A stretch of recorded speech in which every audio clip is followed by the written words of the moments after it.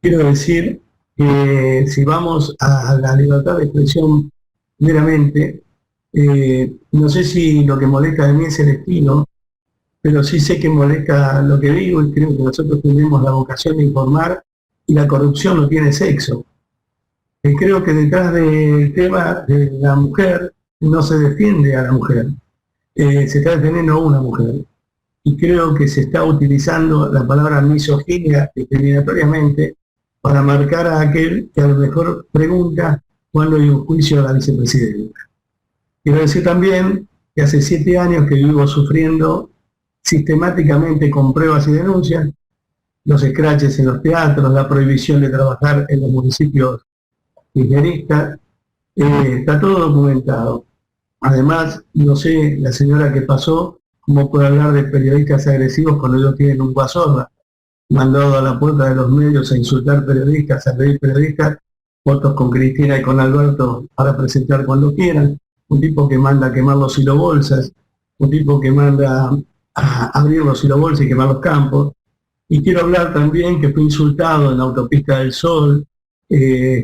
muchas veces por las empleadas, basureado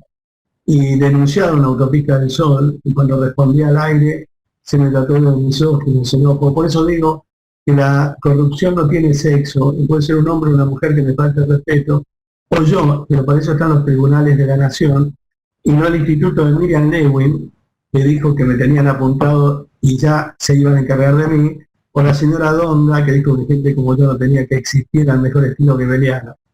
Por eso decidí hablar en esta comisión, porque no es de ahora, sino de hace 7 u 8 años que yo sufro el hostigamiento sistemático y la censura sistemática. A lo mejor molesta de mis palabras, la franqueza, pero no considero otro tipo de periodismo que no sea el franco. Yo no estoy casado ni con Macri, ni estoy casado con Cristina. Para mí es un honor poder estar en el Congreso de la Nación, aunque sea de forma virtual. Les agradezco mucho esta invitación. Bueno, mi nombre es Ángela Lerena, hace 25 años vivo de mi trabajo como periodista, se van a cumplir ahora en octubre 25 años. Voy a tratar de respetar los 5 minutos, pero empiezo por leer una solicitada que firmamos una serie de periodistas, más de 2000 de todo el país, porque me parece que por el hecho de que tantos colegas lo hayan firmado, es algo que excede mi opinión, tiene que ver con la representatividad de un montón de trabajadores de prensa, que decimos lo siguiente.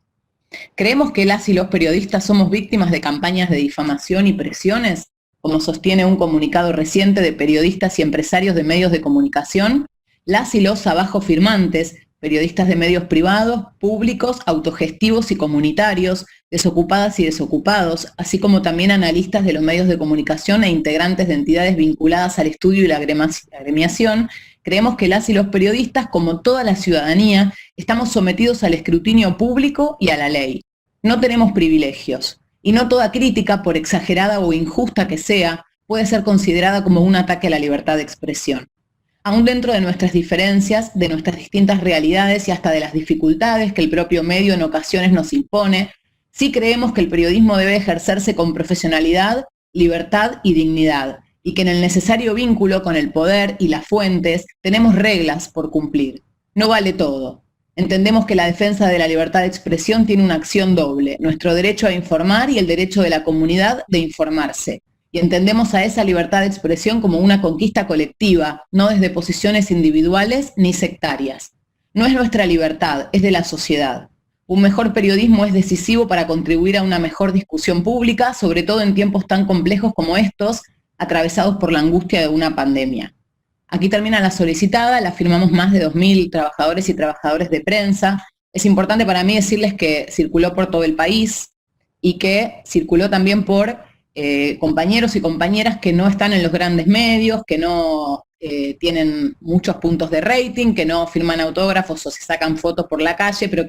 cuya opinión y cuyo trabajo cotidiano es tan valioso como de otras personas que ocupamos lugares privilegiados, porque yo también ocupo un lugar privilegiado, y que a veces nos arrogamos el derecho a la representatividad de todos los demás trabajadores de prensa, y en este caso quisimos recorrer todas las redacciones del país, todas las empresas periodísticas y todos los medios autogestivos también para recoger firmas, y sumamos más de 2000. Hay más de 2000 trabajadores de prensa que piensan esto. En ese sentido, considero que muchas veces la libertad de expresión, esto ya es una opinión mía, parece que fuera privilegio de una élite de periodistas, como decía, de por ahí los más favorecidos o los que tienen más dinero, que tienen fama, que tienen espacios de más visibilidad. Y sinceramente creo que quiero plantear aquí en la Comisión de Libertad de Expresión que deberíamos mirar un poco más allá de lo que nos sucede a los más visibles, o en este caso a quienes hicieron denuncias que a lo mejor generaron esta reunión. Y quiero contar, por ejemplo, cosas que le pasan a los trabajadores de prensa comunes y corrientes, los que no se sacan fotos por la calle con fans. Hace 4 años, por ejemplo, una patota ocupó la redacción del diario Tiempo Argentino, un diario cooperativo, les rompió los equipos, expulsó a los periodistas que estaban allí y por la fuerza tuvieron que reingresar nuestros compañeros periodistas. Es el ataque, considero, más importante contra un medio de comunicación de la democracia. Si alguno recuerda otro de esta última etapa de democracia, me lo cuenta, porque creo que no hay. Y en ese caso no sentimos los trabajadores de prensa una solidaridad masiva por parte de todo esta élite o estos sectores más poderosos, que incluyen también cámaras empresarias y foros periodísticos. Por el contrario, el entonces presidente Mauricio Macri llamó a los trabajadores usurpadores. El diario Tiempo Argentino sigue funcionando, los trabajadores recuperaron a la fuerza, lamentablemente, porque la policía intervino para escoltar a la patota y no para acompañar a los trabajadores, recuperaron su espacio de trabajo y es un diario que sigue funcionando.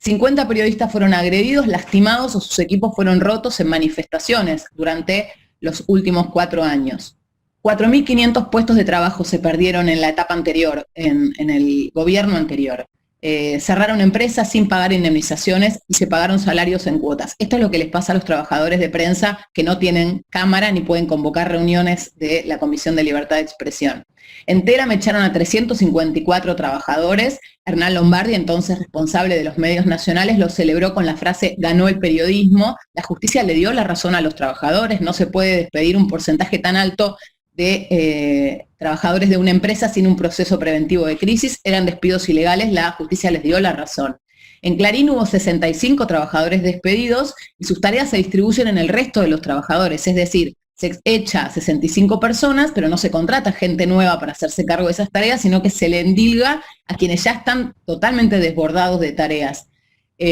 Son algunas nomás de las cosas que sufrieron los periodistas o que sufrimos los trabajadores de prensa comunes y corrientes en los últimos años, y quiero decir que hoy no tiene que ver con una grieta de un gobierno u otro, porque hoy, y seguramente va a ampliar mi compañero del Sindicato de Prensa de Buenos Aires, hay un montón de medios que están pagando en cuotas los salarios, hay un montón de trabajadores que no están cobrando sus salarios en tiempo y forma, hay empresas que cierran, y todo esto es una realidad que sufrimos los trabajadores de prensa todos los días y que a veces queda opacada o silenciada por algunos periodistas que a lo mejor consideran que la libertad de expresión solamente les compete a ellos o les corresponde a ellos y no a todos los miles de trabajadores de prensa que hay en todo el país. La libertad de expresión requiere condiciones de trabajo dignas y esto es algo que necesitamos que se atienda todos los días porque en todo el país se incumple el convenio colectivo de trabajo y eso es algo de lo que quería decir. Por otro lado, la libertad de expresión no es un ticket para que valga todo, hay respeto. Hay que respetar a las fuentes, hay que tener determinadas reglas en el vínculo con las fuentes, hay que tener un respeto por la dignidad de las personas a las que se alude, incluso personas que no nos agradan. Y en ese sentido también, y ya estoy por terminar, falta poquito, quería traer algunos pactos que están incluidos en la Constitución Nacional, que tienen rango constitucional y que dicen cosas como lo siguiente. El Pacto San José de Costa Rica, prometo que voy a ser breve, que está incluido en la Constitución desde el año 84, dice que toda persona tiene derecho a la libertad de pensamiento y de expresión, pero que debe respetar los derechos y la reputación de los demás. Y esto es algo que creo que es muy importante y a veces los periodistas no rendimos cuentas. Nos arrogamos el derecho a la libertad de expresión, pero no rendimos cuentas de las consecuencias de nuestros actos. Y atención, porque en este artículo 13 del Pacto San José de Costa Rica dice: estará prohibida por ley toda propaganda en favor de la guerra y toda apología del odio nacional, racial o religioso que constituyen incitaciones a la violencia o cualquier persona o grupo de personas por ningún motivo, inclusive los de raza, color, religión, idioma u origen nacional. Aquí lamentablemente sufrimos muchísimas expresiones de odio de parte de comunicadores que no rinden cuentas por eso, y quería expresarlo, y 2 más, pero cortitos prometo. Convención Internacional sobre la Eliminación de todas las formas de discriminación racial, rango constitucional desde el año 68. Los estados parte condenan toda propaganda y todas organizaciones que se inspiren en ideas o teorías basadas en la superioridad de una raza o de un grupo de personas por un determinado color u origen étnico, que pretendan justificar o promover el odio racial y la discriminación racial, cualquiera sea su forma. Y después, este es el artículo 4, en el punto A, dicen que es un acto punible toda difusión de ideas basadas en superioridad u odio racial. Digo, porque sé que hay colegas que van a